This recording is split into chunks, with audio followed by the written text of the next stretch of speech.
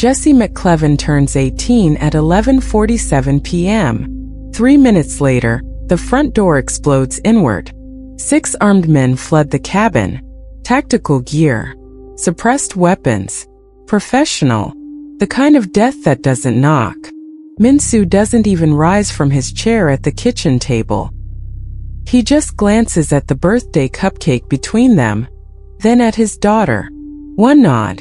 The first attacker doesn't see the dinner knife until it's buried in his shooting hand. The second doesn't register the chair leg until his kneecap inverts. Jessie moves like water through violence. A ballet of broken bones and disarmed weapons. 18 seconds. 6 bodies groaning on the floor. Not one shot fired. She's still wearing her birthday dress. Min-soo watches his daughter stand among the wreckage, breathing steady, and feels his heart shatter. The man they called the Iron Dragon of Seoul realizes the truth he's been running from for 10 years. Peace was always a lie. And the girl who once sheltered a bleeding stranger with a pink umbrella has become something he both created and fears. Stay until the end of this story. What Jessie becomes will shock you. 10 years ago, Hyun Min-soo was a name whispered in Seoul's neon-lit underworld. The Iron Dragon. The strategist who built an empire on calculated brutality and ironclad honor. Then he walked away from the throne to raise a child in silence. A little girl with a pink umbrella who saw a wounded stranger and chose kindness over fear. That world didn't forget him. Park Jin-woo, the man who seized Min-soo's empire and drowned it in drugs and cruelty, has finally found the dragon's hiding place. The attack on their cabin isn't random. It's a declaration. Jin-woo's Seoul is a city of glass towers and blood-soaked alleys, ruled by fear and surveillance. He's transformed Min-soo's kingdom of honor into a dystopian nightmare, and he won't allow ghosts to haunt his reign. But Jin-woo made one fatal miscalculation. He assumed the dragon would be alone. Every morning at 5 a.m. for 10 years, Min-soo woke Jessie for practice. To her, it was discipline and fitness. To him, it was preparation for the war he knew would come. Now 18, Jessie isn't just Min-soo's daughter. She's his greatest creation. A tactical prodigy who inherited her father's genius and added something he never had. The audacity of someone with nothing to lose. The choice is simple. Run again and wait for the next attack, or return to Seoul and burn down the empire Min-soo built before Jin-woo can use it to destroy them both. But Jessie has already decided. She's not running. She's not hiding. The girl with the umbrella is gone. In her place stands something new. Something Jin-woo's army of thugs and technology isn't prepared for. The Iron Dragon is returning to reclaim his throne. And this time, he's bringing an executioner who learned everything from watching him in the shadows. The war for Seoul begins now. But before we dive in, understand this. What you're about to hear isn't just another revenge tale. It's a father who walked away from an empire of blood to raise a little girl with a pink umbrella. A daughter who learned to kill before she learned to drive. And a ruthless kingpin who made one fatal mistake. He assumed kindness was weakness, and that the dragon's child would stay hidden forever. Now, if you've been binging stories like this and haven't subscribed yet, no pressure. But if, by the end of this story, your pulse is racing, if you feel that cold shift when the student becomes more lethal than the master, if one image, the black umbrella against a Seoul skyline, burns into your mind and won't leave, then hit that subscribe button and drop a comment telling me where you're watching from. Because stories like this, they don't just end. Alright, let me show you how a quiet birthday cake turned into the fall of an empire. Min-soo kneels in the bedroom while Jessie zip-ties the last conscious attacker to a radiator. The floorboards here are old pine, worn soft by a decade of pretending to be someone else. He counts 3 planks from the window, pries up the 4th with a kitchen knife.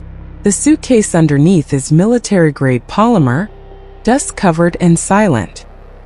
He hasn't touched it since the night they fled Seoul, the night he chose her over an empire. The latches click open like bones snapping.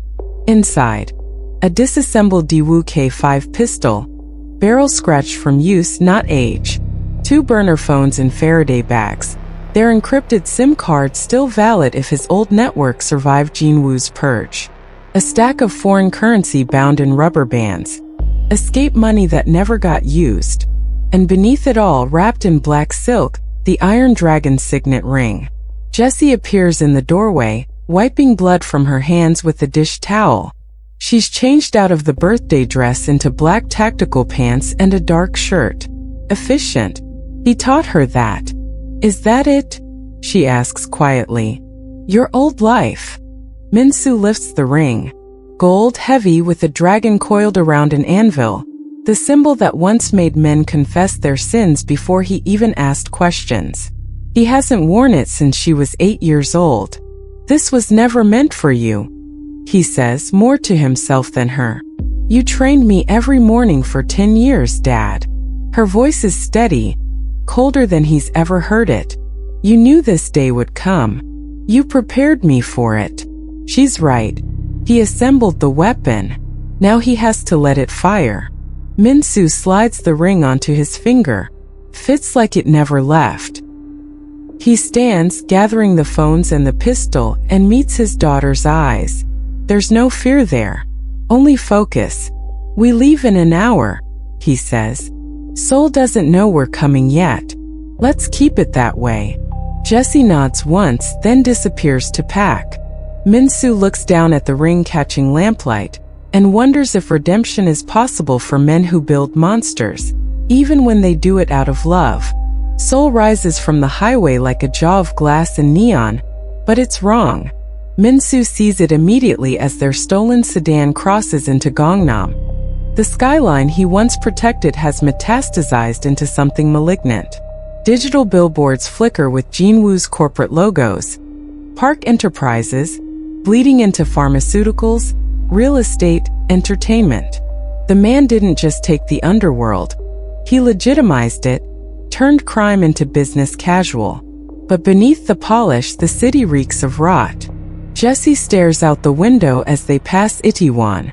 The streets Min-soo remembers, vibrant, chaotic, alive, are now patrolled by private security in black uniforms. Cameras nest on every corner like mechanical vultures. The clubs that once thrived on rebellious energy are now sterile corporate. Jinwoo's soul doesn't allow chaos. It commodifies obedience. It looks cleaner, Jessie says quietly. It's not clean. It's sterilized. Min-soo's knuckles whiten on the steering wheel. Jinwoo doesn't rule. He disinfects. They drive past Hanamdong, where old luxury gave way to new money. The traditional restaurants Min-soo used for negotiations are gone, replaced by glass towers with biometric entry. His empire had honor, rules, boundaries. Jinwoo's has only appetite. Near Dongdaemun they see what really changed. A young man, maybe 20, face down on the pavement while 2 Park Enterprises guards stand over him. No badges. No accountability. One delivers a casual kick to the ribs. Pedestrians walk past without looking. Min-soo's hand drifts toward the Daewoo under his seat. Jessie's hand covers his. Not yet, she says. You taught me that. Timing matters. He exhales slowly. She's right again. This city no longer fears the dragon. It doesn't even remember him. Jinwoo erased the old world so thoroughly that Min-soo is returning as a ghost to a place that's already forgotten how to be haunted. They park in a decrepit lot in Mullidong, one of the few neighborhoods Jinwoo's renovations haven't devoured. The ironworking district, where Min-soo built his first alliances among welders and machinists who understood the value of loyalty. We start at the bottom, Min-soo says, pocketing the burner phone. Find who's still breathing. Find who still remembers. Jessie chambers around in the pistol he gave her, smooth and practiced. And if they don't? Min-soo slides the Iron Dragon ring into view, letting streetlight catch the gold. Then we remind them. The machine shop smells like rust and regret. Min-soo finds Kang Dae-young in the back room, grinding metal with hands that once signed execution orders. Dae-young was his chief enforcer. a man who controlled Gangnam's protection networks with surgical precision. Now he's 53, half-deaf from factory noise, working 12-hour shifts for Jinwoo's manufacturing subsidiary. Dae-young sees the ring first. The grinding wheel shrieks to a halt. "You're dead," he whispers. "I was retired." Min-soo steps closer. "There's a difference." Dae-young's jaw tightens. His right hand is missing 2 fingers. Jinwoo's signature punishment for disloyalty. "You left us." "He took everything. My crew, my territory, my..." His voice cracks. "My son works as muscle for Park Enterprises now. He doesn't even look at me." "I'm taking it back," Min-soo says simply. "All of it." "With what army?" Dae-young gestures at the empty shop. "Everyone's either dead, bought, or broken. Jinwoo didn't just take your throne. He made sure no one could rebuild." Jessie emerges from the shadows, moving like smoke. Dae-young's breath catches when he recognizes her. The little girl with the umbrella, now holding a pistol with the ease of someone who's killed before. "We're the army," she says. Min-soo watches understanding bloom in Dae-young's eyes. Not hope, not yet, but something more dangerous. The memory of honor. "I can get you 3 more," Dae-young says finally. Choi Sung-min is driving trucks in Incheon. Park Young-hee, no relation to Jinwoo, runs a pojangmaka in Hongdae, cooking soup for drunk college kids. And Lee Ji-won is. He hesitates. She's in Siadim prison. Assault. She put 4 of Jinwoo's guards in the hospital when they tried to collect territory fees from her daughter's bakery. Min-soo allows himself a thin smile. Ji-won always had the best timing. "This is suicide," Dae-young says, but he's already removing his work apron, revealing scars that map a decade of humiliation. "No," Min-soo corrects, placing a burner phone in Dae-young's maimed hand. "This is resurrection. Make the calls. We meet in 48 hours." Dae-young stares at the phone, then at the Iron Dragon ring. "I thought you chose peace." "I chose her." Min-soo nods toward Jessie. "Now I'm choosing war." The club is called Apex, and it breathes money and menace in equal measure. Jessie enters through the main entrance wearing a black cocktail dress and confidence she didn't know she possessed. The bouncers scan her retinas, Jinwoo's paranoia made manifest in technology, and wave her through. Inside, Seoul's new elite play at danger. Businessmen in $10,000 suits negotiate beside Jinwoo's lieutenants, the line between legal and lethal deliberately blurred. Crystal chandeliers hang above tables where fortunes and lives are wagered with the same casual indifference. Min-soo's voice crackles in her hidden earpiece. Second floor, northeast corner.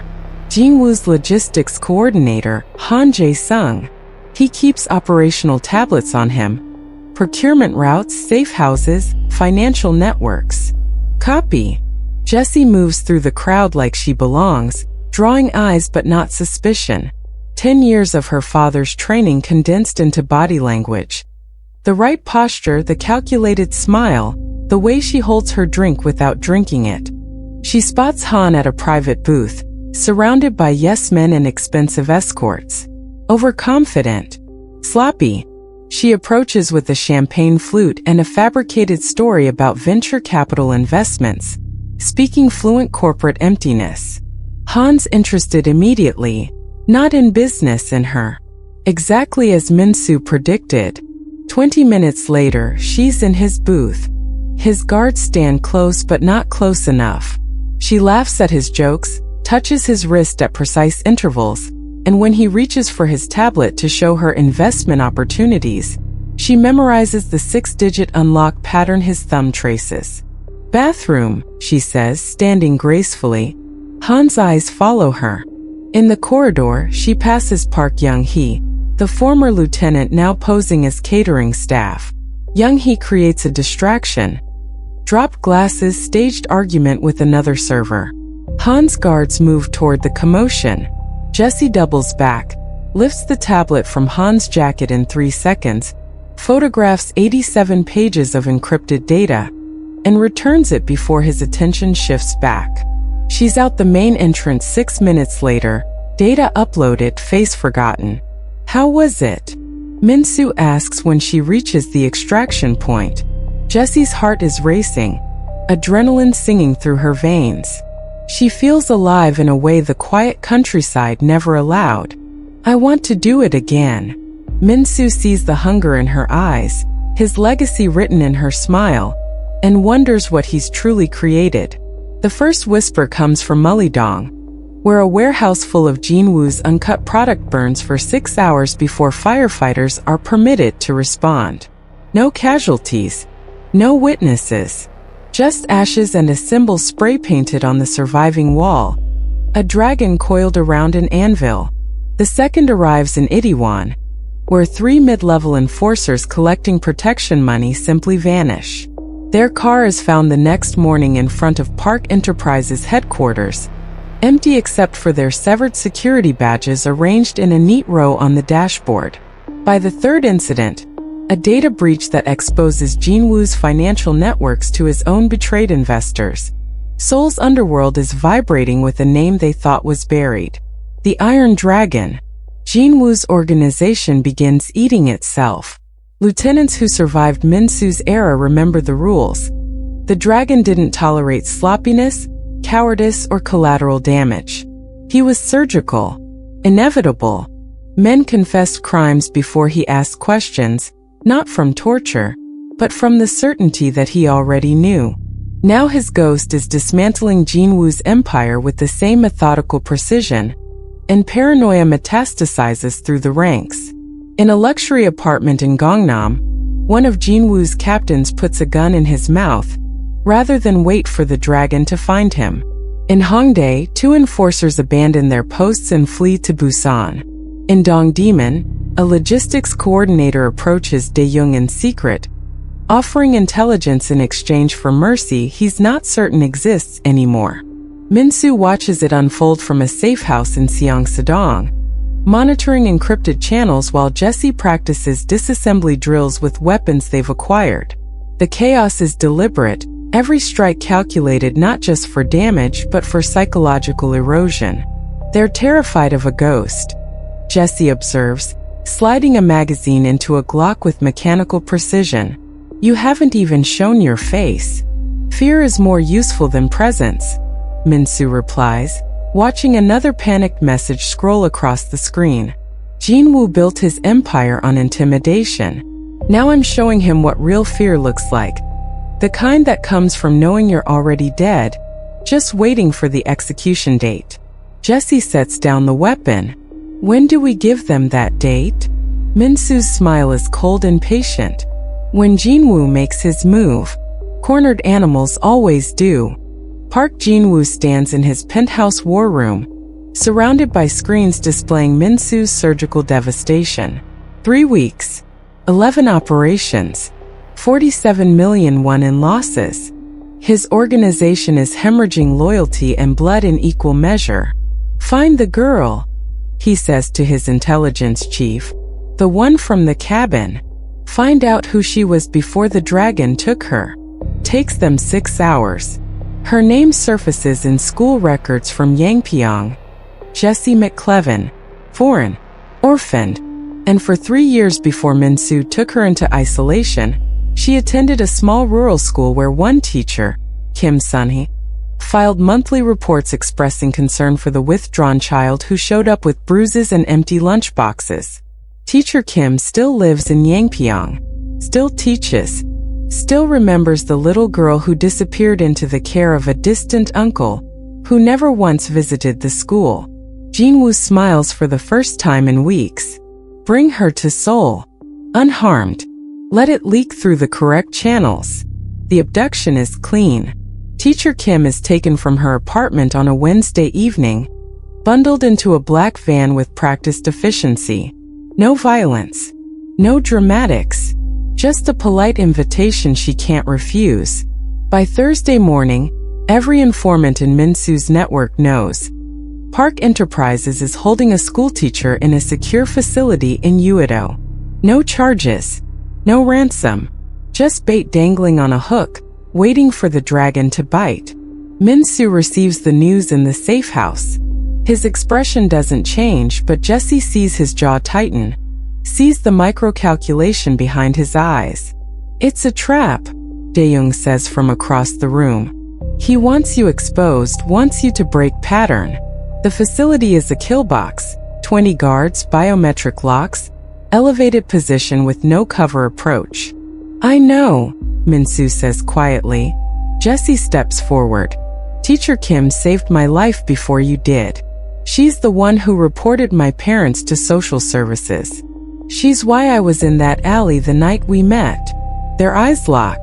Min-soo sees the equation in his daughter's face.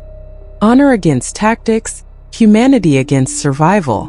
"Then we go," he says finally. "But we go smart. Jinwoo wants the dragon? Let's show him what a dragon actually does when you threaten its blood. The facility isn't in Uedo. Jinwoo's intelligence was misinformation wrapped in truth. Teacher Kim is real, the location is bait." Min-soo discovers this 3 minutes before they breach the warehouse in Namdaemun, when Young-hee's surveillance catches a second convoy redirecting toward Gangbuk. They're already inside when the trap springs. 40 guards materialize from concealed positions, catwalks, shipping containers, false walls. Floodlights ignite, turning the warehouse into a killing floor. Steel doors slam down on every exit. Jinwoo's voice echoes through speakers, smooth and victorious. "Welcome home, Welcome dragon. home, dragon. I've prepared a funeral." Min-soo and Jessie move before the first shot fires, diving behind a concrete pillar as bullets chew through the space they occupied. Dae-young and the others are pinned at the north entrance, 50 meters away and separated by open ground. Suppressing fire, high left. Min-soo shouts. Jessie pivots, drops 2 shooters on the catwalk with clinical precision. Min-soo mirrors her rhythm, clearing the right flank. They don't speak, don't need to. 10 years of 5 a.m. training condensed into pure synchronization. A guard rushes from behind a container. Jessie's pistol clicks empty. Min-soo shoots without looking, trusting her position. The guard drops. She reloads, covering his blind side as 3 more emerge. "Ladder northwest," Jessie calls. They move as one, Min-soo laying suppression while Jessie sprints. She ascends halfway before bullets spark around her. Min-soo shifts, draws fire deliberately, and takes a round through his left shoulder. He doesn't go down, can't go down, but Jessie sees it. Something changes in her eyes. Something cold. She stops retreating. Starts hunting. 5 guards attempt to flank. Jessie reads their formation from shadows and sound, predicts their positions, and eliminates 3 before they clear their angles. Min-soo watches his daughter move through violence like poetry. Efficient, ruthless, inevitable, and realizes she's surpassed him. "The dragon didn't come back," she says, voice amplified now through captured comms. "The dragon brought his successor. Tell Jinwoo. I'm coming for him next." The warehouse goes silent except for groaning and the metallic click of her reloading. Min-soo clutches his bleeding shoulder and smiles despite the pain. "Now we find Teacher Kim.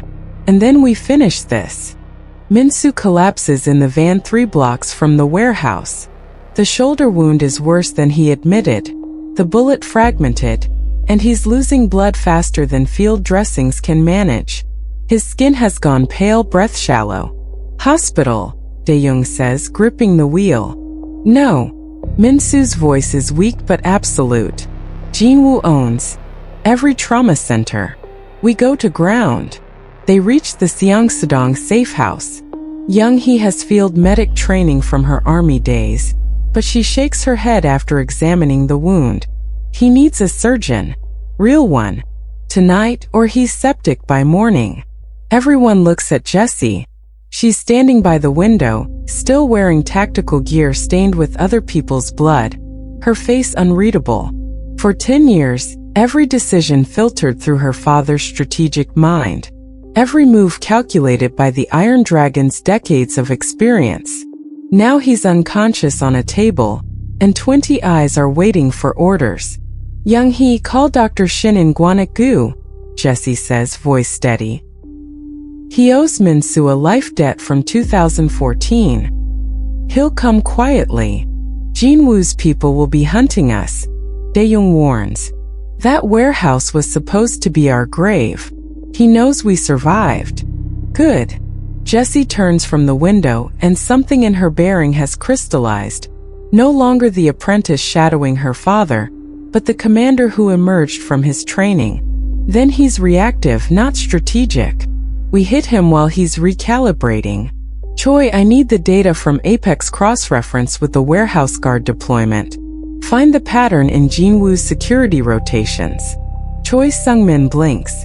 That's exactly how Min-soo would. I know, Jessie interrupts. Because he taught me. Lee, when Ji-won gets out of Sea a Demon tomorrow, I need her running counterintelligence. Jin-woo's going to escalate. We escalate faster. She moves to her father's side, touches his forehead briefly, the only crack in her armor, then looks at her assembled crew. The dragon is wounded, but the kingdom doesn't stop. We gave Jin-woo 10 years to forget what real leadership looks like. Time to remind him. Dae-young meets her eyes and sees it clearly. She isn't Min-soo's weapon anymore. She's the next evolution. What are your orders? He asks and means it. Jessie's smile is sharp as broken glass. We take everything. Starting with his throne. The Park Enterprises tower rises 73 floors above Gangnam. Glass and steel reflecting Seoul's neon sprawl. Jin-woo's penthouse occupies the top 3 levels. A fortress in the sky with biometric security, private elevators, and enough armed personnel to repel a small army. Jessie's team isn't small. It's surgical. They enter through the subterranean parking garage at 2:47 a.m., dressed as third-shift maintenance crews. G1's counterintelligence bought them forged access cards and a 12-minute window before security algorithms detect the breach. 11 minutes is all they need. Floor 47, server room. Choi uploads a virus that locks down Jin-woo's communications and freezes elevator protocols, except the one they're riding.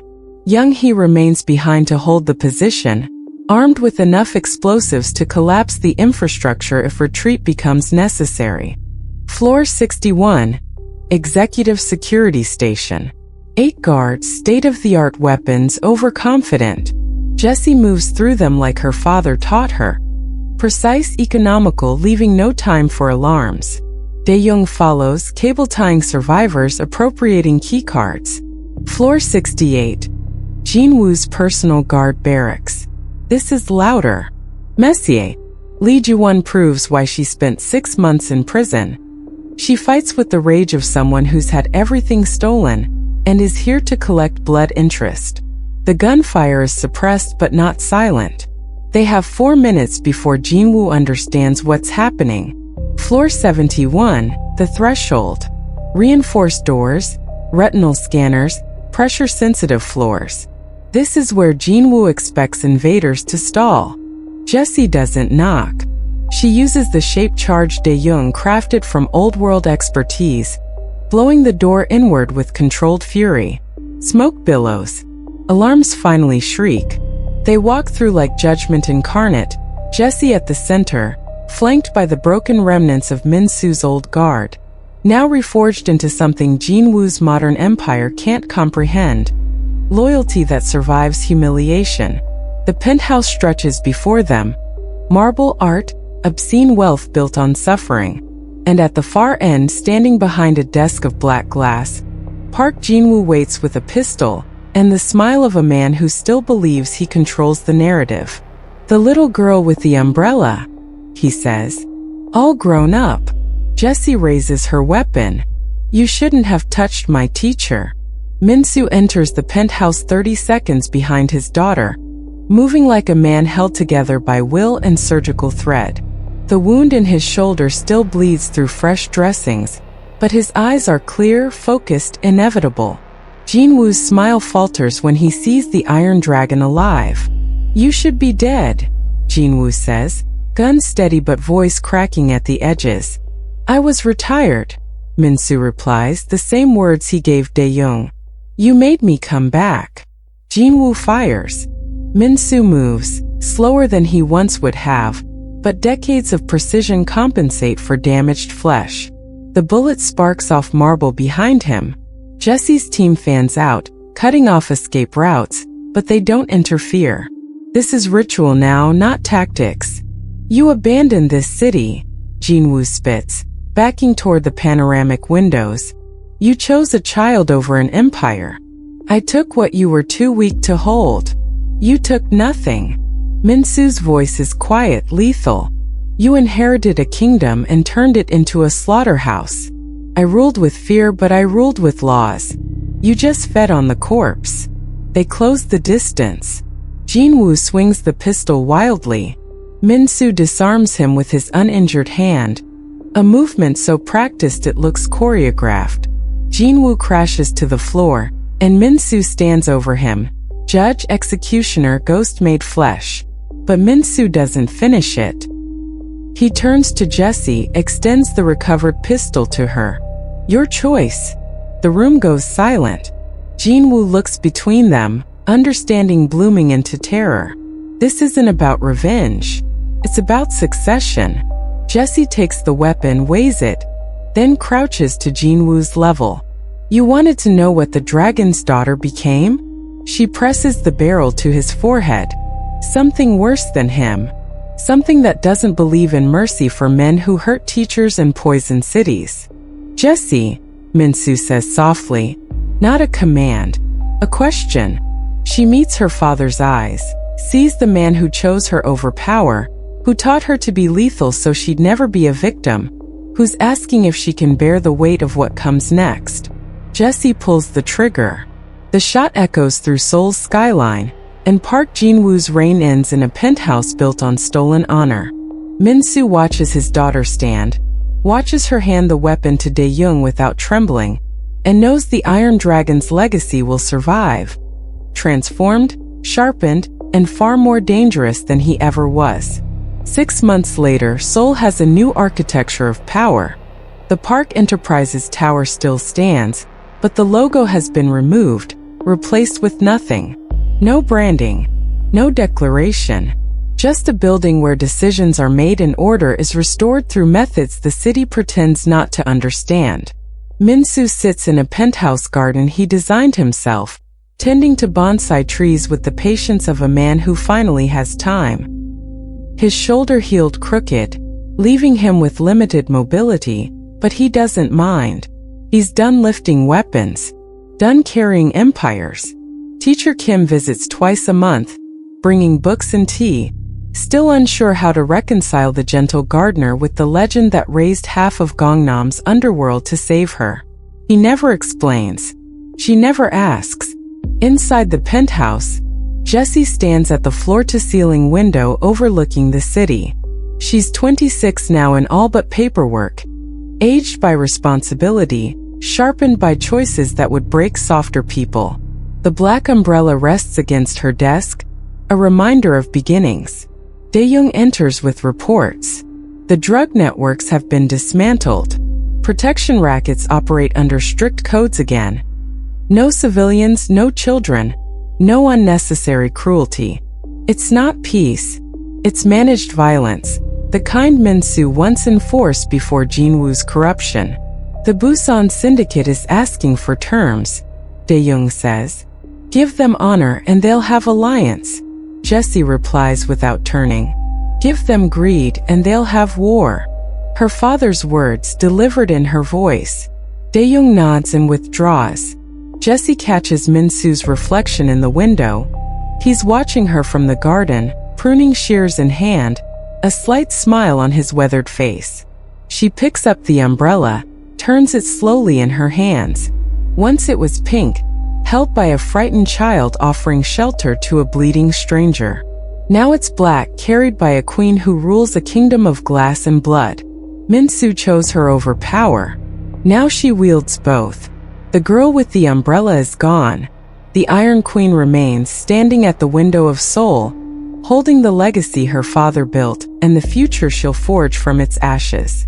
In the garden, Minsu returns to his trees, finally at peace.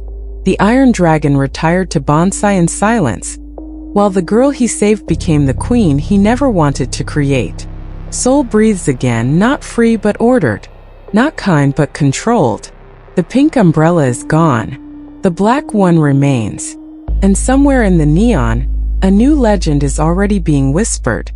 Don't touch what belongs to the Iron Queen. If this story hit you the way I think it did, if you felt that final trigger pull in your chest, if you're still staring at the screen wondering what kind of monster love can forge, then tap subscribe right now so you never miss the next collision of loyalty, betrayal, and blood. Drop a comment. Would Jessie have pulled the trigger without her father's nod? Or was she always destined to become worse than the dragon? Tell me where you're watching from. Lagos, New York, Seoul? I read everyone. Stories like this linger. Make sure you're here when the next one drops. Until then, stay sharp out there.